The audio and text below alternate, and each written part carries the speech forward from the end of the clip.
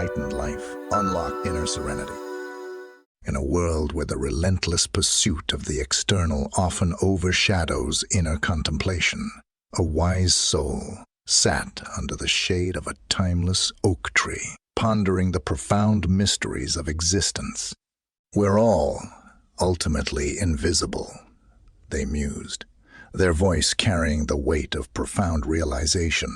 What you see of another person is relatively insignificant and not destined to survive. Every human being is consciousness manifesting as a temporary form. The wind whispered through the leaves, as if echoing the ancient wisdom of the oak tree. The wise soul continued, the human being itself is a manifestation of consciousness, and ultimately no different from pure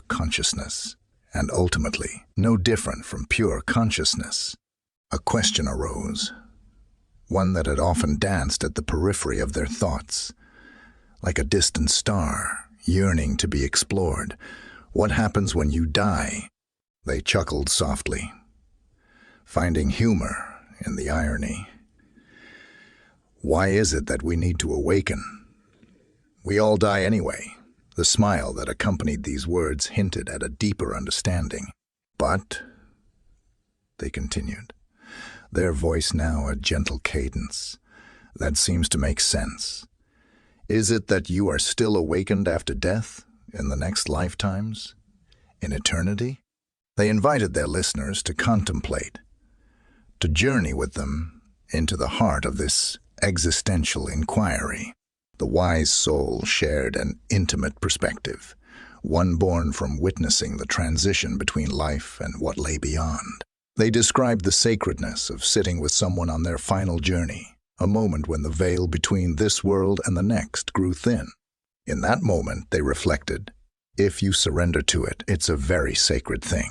A very sacred thing, a very sacred moment. There's the moment when the transition happens between this body being inhabited by this field of consciousness, and then suddenly, the body is just the body. Their words carried a profound weight as they continued. You immediately see that this body was never that being. It just looked like that being. The essence of their teaching emerged. We're all ultimately invisible, and what you see of another person is relatively insignificant and not destined to survive. They laughed lightly at the thought of answering the question about death definitively. My intuition is, they said, I'll verify it. I'll come back to you after I've died and let you know whether it's correct. The wise soul delved deeper into the concept of reincarnation, emphasizing that reincarnation, in its truest form, was the identification with form itself.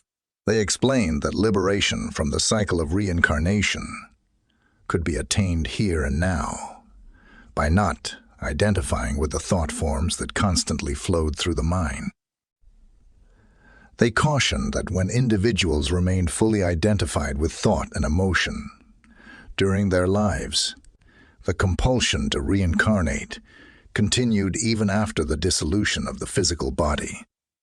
In contrast, if one transcended this compulsion by recognizing the essence beyond form, freedom awaited, even in life. The wise soul concluded with a serene assurance. When you die, there is a freedom that comes, because the freedom you have already found in this lifetime. You have died to this identification with form.